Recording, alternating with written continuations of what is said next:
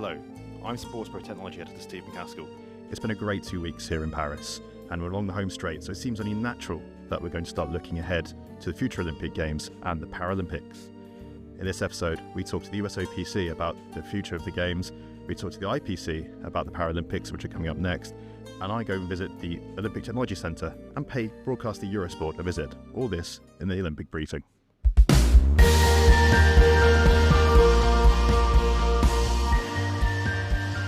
The IOC has confirmed Salt Lake City as the host of the 2034 Winter Olympic Games at the IOC session, which was also held in Paris. However, this was only after getting Utah officials and US Olympic leaders to insert a clause into the contract that calls for them to lobby for the end of an FBI investigation into a doping case that allowed Chinese swimmers to compete in Tokyo despite returning positive drugs tests. Here's what USOPC Chief Sarah Hirshland had to say, and whether it felt like an ultimatum. It didn't, and we've been in conversations with both WADA and USADA, and continue to be, as recently as the last few days here, with both organizations who play very different roles. Mm-hmm. And both have a very important role. The assurances that members of the IOC were looking for from us was the assurance that we have respect for the WADA code, and we don't in fact want to, I'm going to say, play above the rules or play outside the rules of the global system. When you have 206 countries participating in a thing, everybody has to sign up to a certain set of rules and guidelines to make it work. And there was some question about whether we were trying to break that sort of boundary. And so the assurances was we have 100% respect and support for the WADA code. We intend entirely to continue to follow it. And at the same time, we can also say, and we want to make WADA stronger, because there is, especially among the athletes in our country, we feel the sentiment that there are some who don't have the confidence to say, I know I'm playing on a level, clean field, if you will, and that's important. Yeah. So we've got to get to a place where athletes come into this competition and have that confidence, and that means the system needs to get stronger, and we want to participate in making it stronger.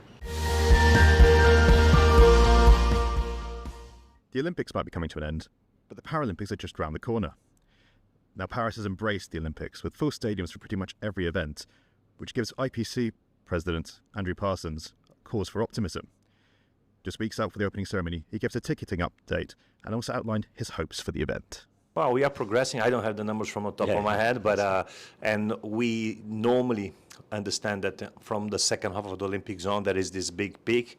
People tend to buy, of course, tickets first for the Olympics, and even they wait for some opportunities in sports that sometimes they want, or sports that they can afford, or sports that have tickets available, and then they will go to the Paralympics. So yes, it's a focus that we have. We want to have, of course, we want to have sold out games here, but what we are following is very similar to past editions of the games, where we have a big push in the second half of the Olympics. So we are very, let's say, we have a very positive expectations that we will have full stadium. The record is still London 2012, 2.8 million. It's very difficult to beat. Let's see. It's something, it depends a lot on because of course then depends a lot on the national enthusiasm on the games. And of course this has, for example, what happened in Rio 2016, the final days of the Olympics were very good for the Brazilian team. So this created an excitement throughout the city that made probably many Cariocas then go and buy tickets for the Paralympics, or they were just maybe waiting for the Paralympics to finish. It's very much in line with the Brazilian culture, which some people say in France is similar. They wait until the last moment to buy tickets. So I don't know if we will break the record, and I just want to have good crowds after 2 games without spectators, and it was really strange to see incredible athletes, incredible sport in front of empty stadium in Tokyo. So to be able to see the athletes performing in front of good crowds is something that will be incredible again. Someone else looking forward to the Paralympics is Atos, the worldwide IT partner of IOC and IPC. It's also chief integrator, bringing together technology from 15 different vendors at the TOC. Basically, nothing at Paris 2024 can happen without it. It powers everything from accreditation to volunteer systems to results and cybersecurity. And so far, things have gone pretty well. IT is a bit like a referee. You only notice it when something's gone wrong.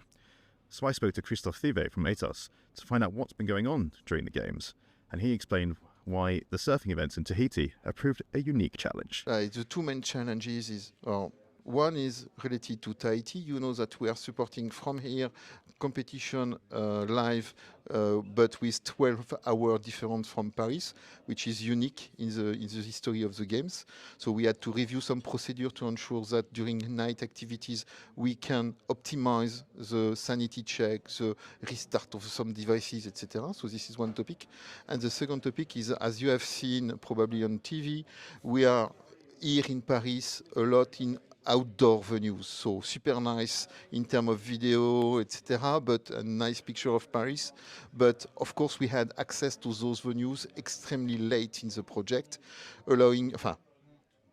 requesting us to review our planning, to change a little bit the methodology of deployment, to speed up and to access extremely late to the venue. Some of the venues described there by Christophe truly have been stunning.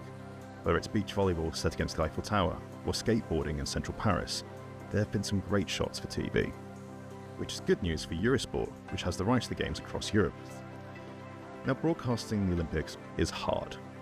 The host broadcaster is providing 3,800 hours of live coverage for the world's media.